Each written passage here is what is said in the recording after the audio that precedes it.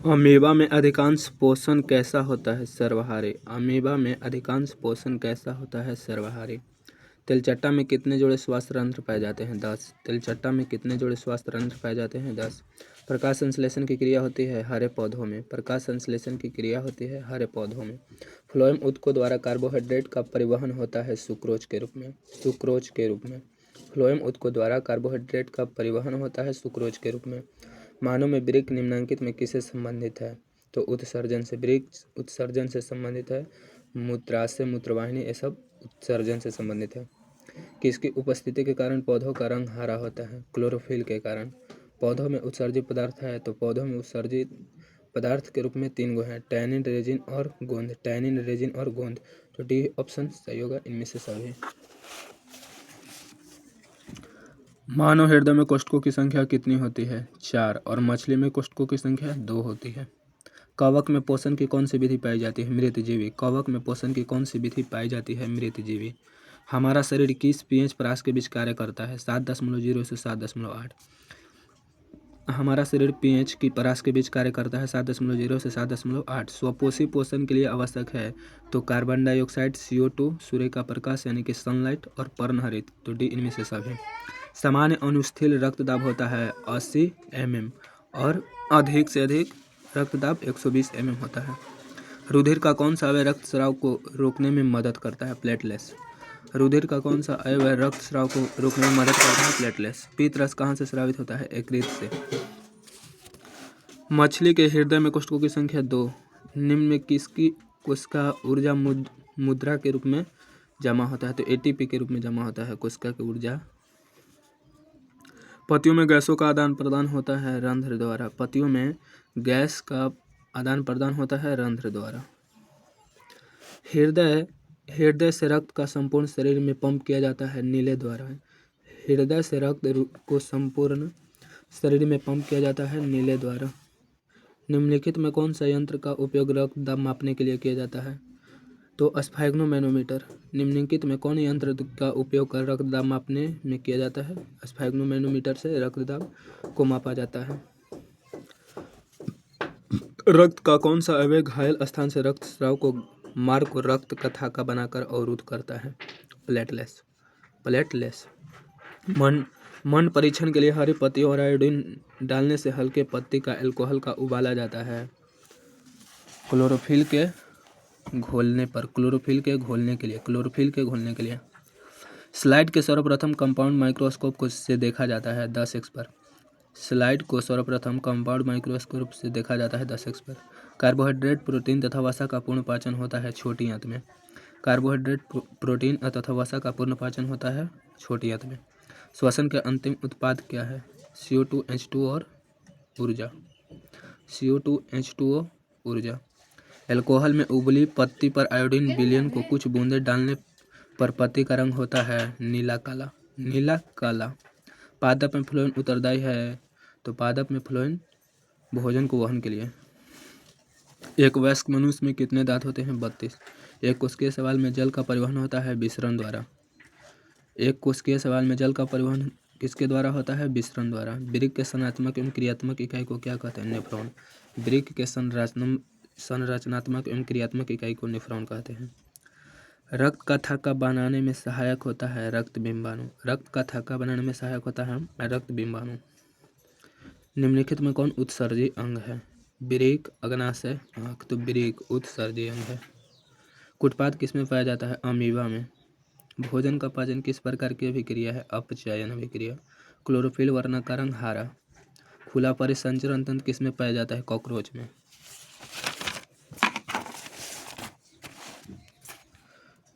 स्वपोषी पोषण के लिए आवश्यक है CO2, सौर प्रकाश मतलब सनलाइट, क्लोरोफिल। डी इनमें से सभी। एथाइल अल्कोहल किस प्रकार के श्वसन में बनता है? अवायवीय श्वसन में। एथाइल अल्कोहल किस प्रकार के श्वसन में बनता है? अवायवीय श्वसन में। दूध से दही बनने में निम्नलिखित में कौन सी क्रिया होती है? किण्वन। दूध से दही बनने में निम्नलिखित में से कौन सी क्रिया होती है? किण्वन। प्रकाश संश्लेषण अभिक्रिया होता है दिन में। प्रकाश संश्लेषण की अभिक्रिया होती है दिन में। डे। मानव में डायलिसिस थैली है नेफ्रॉन। मानव में डायलिसिस थैली है नेफ्रॉन यानी कि वृक्क। कवक में पोषण की कौन सी विधि है? तो मृतजीवी। कवक मृतजीवी है। निम्नलिखित में किसका उपयोग उपभोक्ता को श्रेणी में रखेंगे? जंगली जानवर को। निम्नलिखित में किसे आप उपभोक्ता को श्रेणी में रखेंगे? तो जंगली जानवर को। भोजन का पाचन किस प्रकार की अभिक्रिया है? अपचयन। हरे पौधे कहलाते हैं उत्पादक। हरे पौधे कहलाते हैं उत्पादक। मैग्नीशियम पाया जाता है क्लोरोफिल में। प्रकाश संश्लेषण की क्रिया में ऑक्सीजन बाहर निकलता है तो जल से। प्रकाश संश्लेषण की जब क्रिया होती है तो ऑक्सीजन बाहर निकलता है जल से, वाटर से। मनुष्य में वृक्क का तंत्र का भाग है जो संबंधित है, तो मनुष्य में वृक्क जो है यह उत्सर्जन से संबंधित है। कृत्रिम वृक्क किन अपशिष्ट उत्पादों को रुधिर से अपवहन द्वारा पृथक करता है? नाइट्रोजन। कृत्रिम वृक्क किन अपशिष्ट उत्पादों को रुधिर से अपवहन द्वारा पृथक करता है? नाइट्रोजन। पौधों में वाष्पोत्सर्जन किस भाग में होता है? तो पत्ता में। और पौधों में श्वसन किस किस अंगों से होता है? तो जड़, तना, पत्ती सभी से। मानव हृदय का औसत प्रकुंचन दाब लगभग है 120 mmHg। मानव हृदय में कितने कोष्ठक होते हैं? तो मानव हृदय में 4 हृदय कोष्ठक होते हैं, 2 नीले। पौधों में श्वसन क्रिया के अंतर्गत एटीपी टूटने से कितना ऊर्जा मुक्त होती है? 30.5 kg प्रति मोल। पौधों में श्वसन की क्रिया के अंतर्गत एटीपी के टूटने से कितनी ऊर्जा मुक्त होती है? 30.5 kg प्रति मोल। प्रकाश संश्लेषण द्वारा किसकी प्राप्ति होती है? ग्लूकोज को। प्रकाश संश्लेषण द्वारा पौधों में जब प्रकाश संश्लेषण होता है तो किसकी प्राप्ति होती है? ग्लूकोज को। ग्लूकोज का आणविक सूत्र C6H12O6। निम्नलिखित में कौन सी क्रिया सभी जीवों के लिए अनिवार्य है? वाष्पोत्सर्जन, प्रकाश संश्लेषण, चलन, श्वसन। तो निम्नांकित में मतलब निम्नलिखित में कौन सी क्रिया सभी जीवों के लिए अनिवार्य है? तो श्वसन। श्वसन सभी जीवों के लिए अनिवार्य है।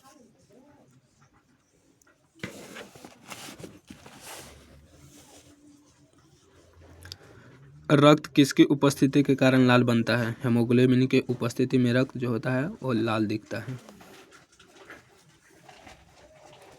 मूत्र का पीला रंग किस वर्ण के कारण होता है? यूरोक्रोम के कारण। यूरोक्रोम के कारण।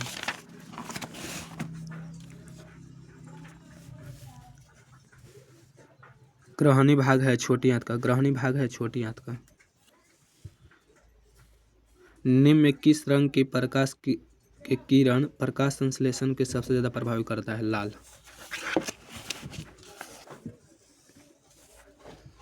कोशिका झिल्ली किस प्रकार की झिल्ली है? अर्धपारगम्य। प्रकाश संश्लेषण की दर निम्नलिखित में किन कारकों पर निर्भर करता है? प्रकाश के गुण पर, प्रकाश की मात्रा पर। तो प्रकाश के गुण पर, प्रकाश की मात्रा पर, दोनों पर निर्भर करता है। सी, ए और बी दोनों। निम्नलिखित में कौन सा सम्मोहन ऊतक है? तो फ्लोएम और जाइलम दोनों सम्मोहन ऊतक है। बी और सी सही। प्रोटोजोआ उत्सर्जित पदार्थों का निष्कासन कैसे करता है? विसरण द्वारा। प्रोटोजोआ उत्सर्जित पदार्थ का निष्कासन कैसे करता है? विसरण द्वारा। मनुष्य के शरीर में सबसे बड़ी ग्रंथि है यकृत ग्रंथि। प्रकाश संश्लेषण की प्रकाश अभिक्रिया होती है क्लोरोप्लास्ट के ग्राना में।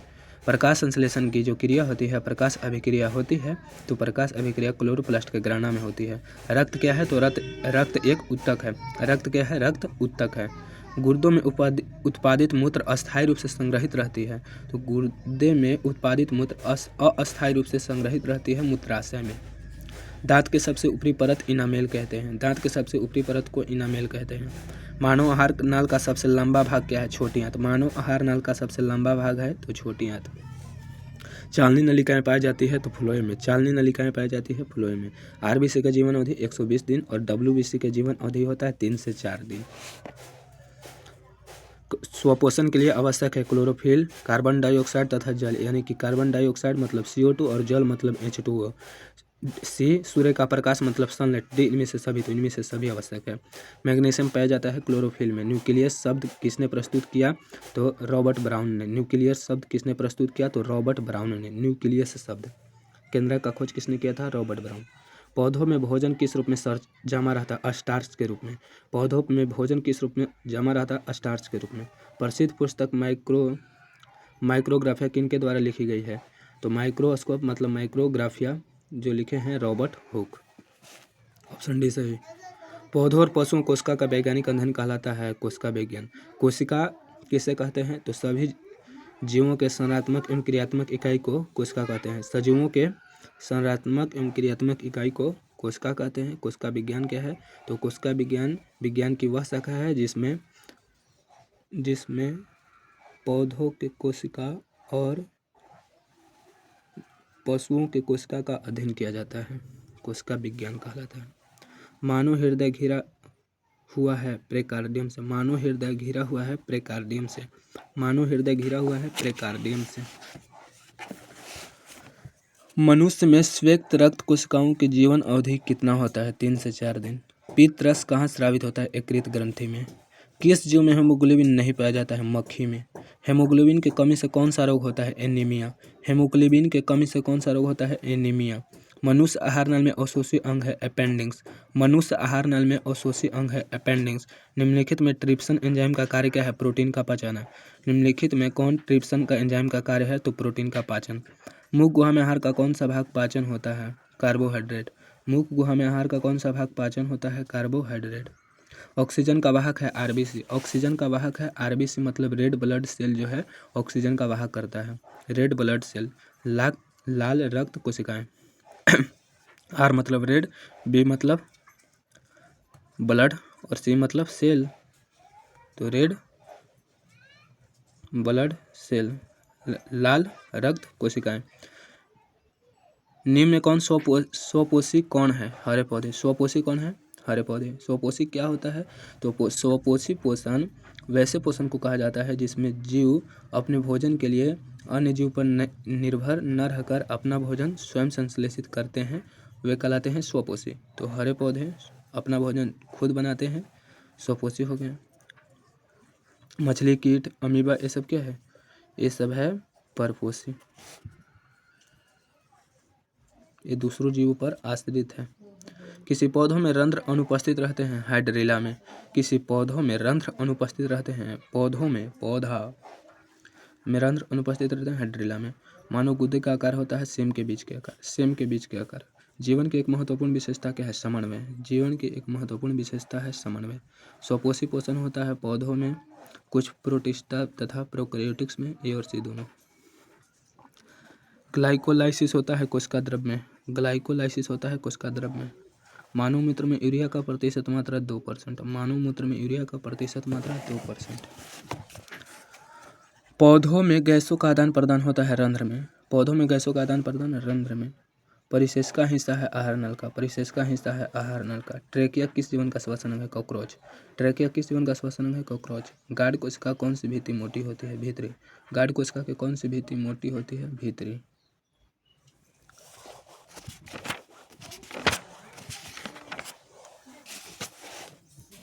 स्टोमाटा के खुलने में बंद होने की क्रिया कौन नियंत्रित करता है? द्वार कोशिका। स्टोमाटा के खुलने में बंद होने की क्रिया को कौन नियंत्रित करता है? द्वार कोशिका। निम्नलिखित में कौन वृक्क के रचनात्मक क्रियात्मक इकाई को नेफ्रॉन कहते हैं? न्यूरॉन किसे कहते हैं? न्यूरॉन। तो तंत्रिका तंत्र के रचनात्मक एवं क्रियात्मक इकाई को न्यूरॉन कहते हैं। अमीबा अपना भोजन कैसे पकड़ता है? कुटपाद द्वारा। अमीबा अपना भोजन कैसे पकड़ता है? कुटपाद द्वारा। कौन सा एंजाइम पर वसा पर क्रिया करता है? लाइपेज। वसा पर क्रिया कौन करता है? कौन सा एंजाइम है जो वसा पर क्रिया करता है? लाइपेज। किस प्रकार के श्वसन में अधिक ऊर्जा मुक्त होती है? वायवीय श्वसन में।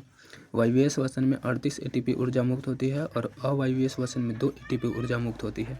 मछली के श्वसन अंग है गिल्स। मछली जो है श्वसन अंग है गिल्स। और केंचुआ का श्वसन अंग त्वचा है। और मानव के श्वसन अंग फेफड़ा है। और मच्छर के श्वसन अंग ट्रेकिया है। पौधों में गैसों का आदान प्रदान होता है रंध्र द्वारा। निम्न किसका धड़कन तेज है? चूहा का। सजीव जीवधारुओं द्वारा किस प्रकार के नाइट्रोजन पदार्थ का उत्सर्जन होता है? तो यूरिया, यूरिक अम्ल और अमोनिया, इनमें से सभी का। यूरिया, यूरिक अम्ल और अमोनिया, इनमें से सभी का। अमीबा में अधिकांश पोषण कैसा होता है? सर्वाहारी।